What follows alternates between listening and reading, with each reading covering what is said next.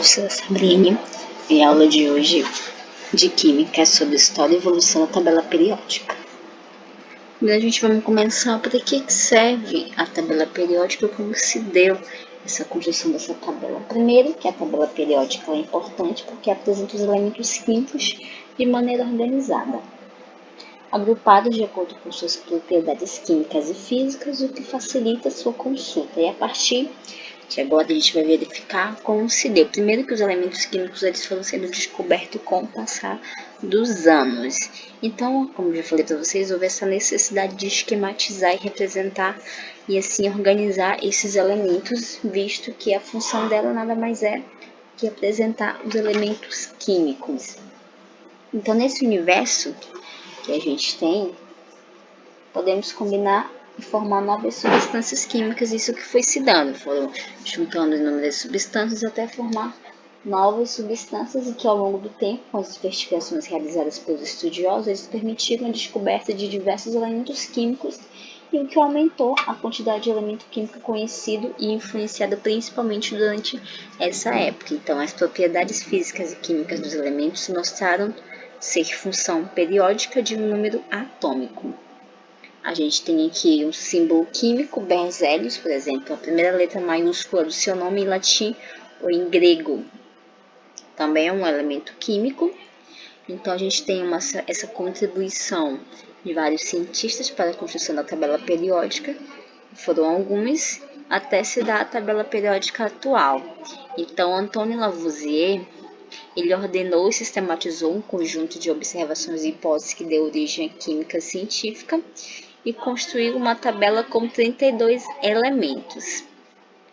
Então, ele verificou e organizou elementos que apresentavam propriedades químicas semelhantes, conhecido como as triades, tá bom? De Dobereiner. E ele organizou os elementos por ordem crescente de massa atômica. E a primeira tabela periódica foi em 1829, por esse pesquisador. Ele conseguiu 3 elementos, como cálcio, estrôncio e boro, tá bom? E as leis das triades eram essa daqui. Também, em 1862, foram construídos o parafuso telúrico de Charcot, também aí com inúmeros elementos químicos. Já as oitavas de Johnny Landis, ele dizia que o elemento é uma espécie de repetição do primeiro como a oitava nota de uma oitava de uma música. Então, ele estabeleceu uma relação entre as propriedades dos elementos e a sua massa atômica. E esse tipo de repetição, como propriedade semelhante, chamou periodicidade. Esta é a origem do nome da tabela periódica, porque ele começou do número menor para números maiores.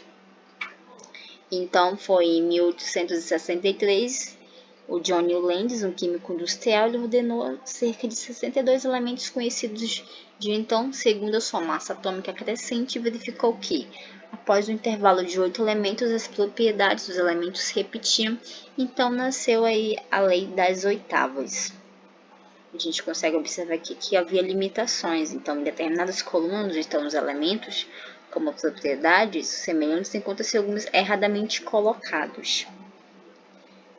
A gente também teve a contribuição de Meyer e Dmitri Mendeleev, que é considerado como o pai da tabela periódica.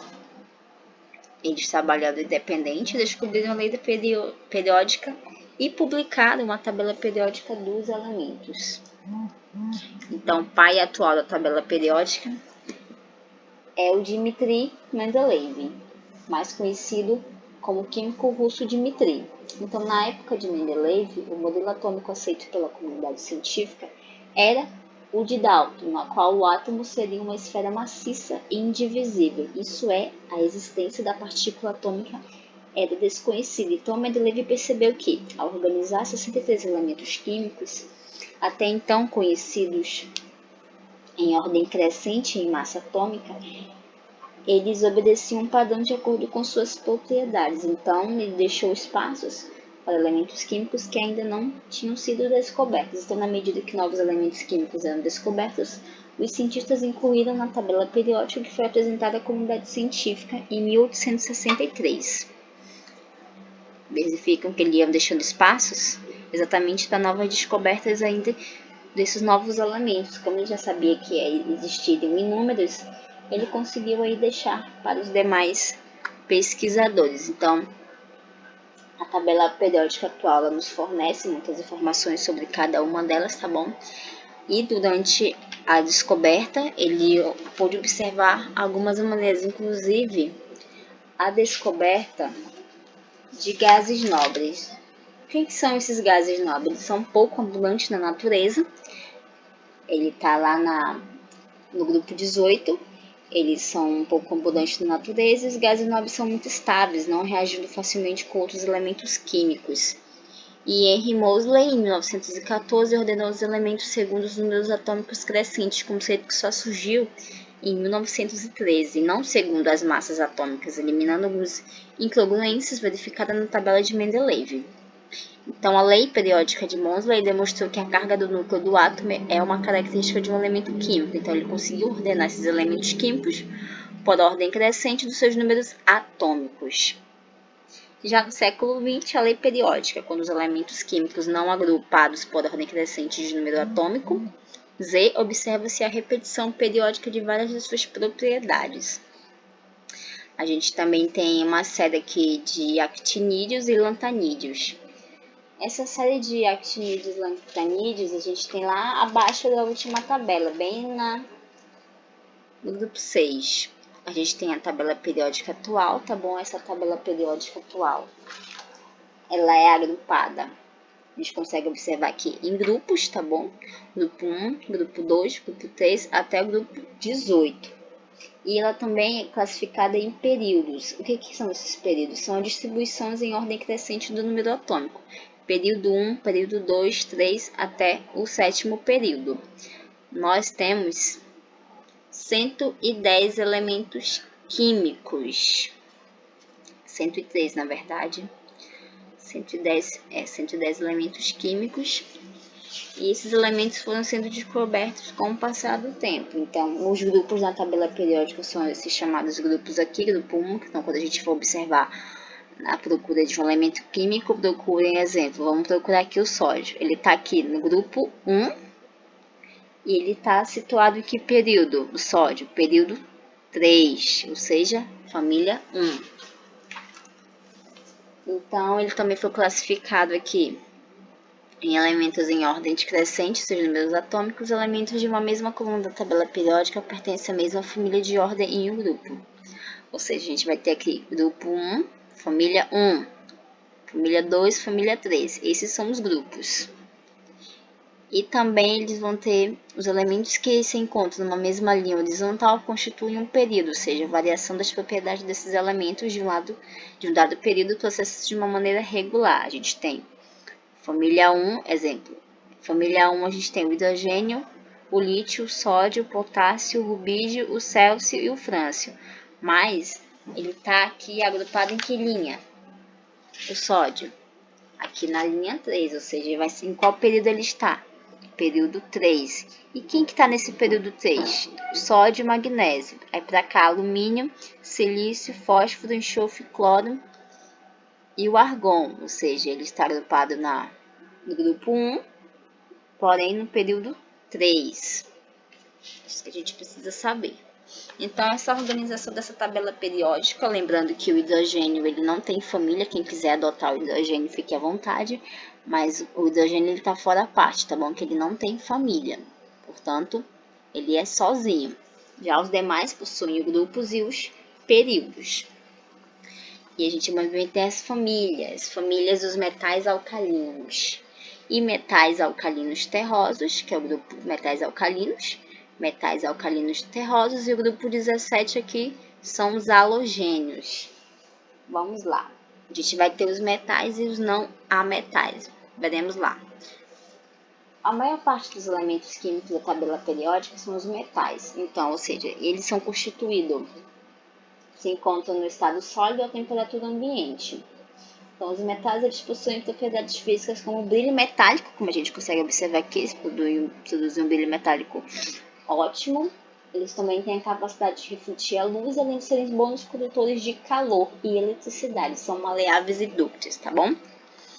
Grupo dos metais alcalinos, a gente tem grupo 1, Ele apresenta um brilho metálico também. Lembrando que a gente vai ter tudo que está aqui.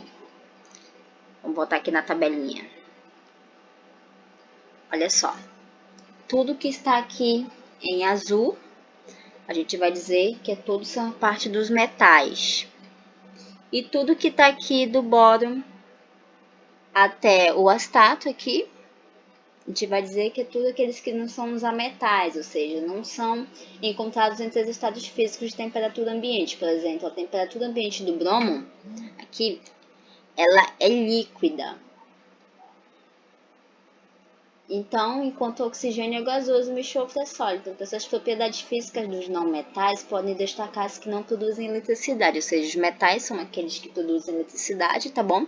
E os ametais, ou seja, os não metais, são aqueles que não produzem uma corrente elétrica, ou seja, são aqueles que encontram, não são maleáveis e muito menos dúcteis, tá bom? Quanto às propriedades químicas, os não metais tendem a ganhar elétrons de forma de íons, que tendem a perder.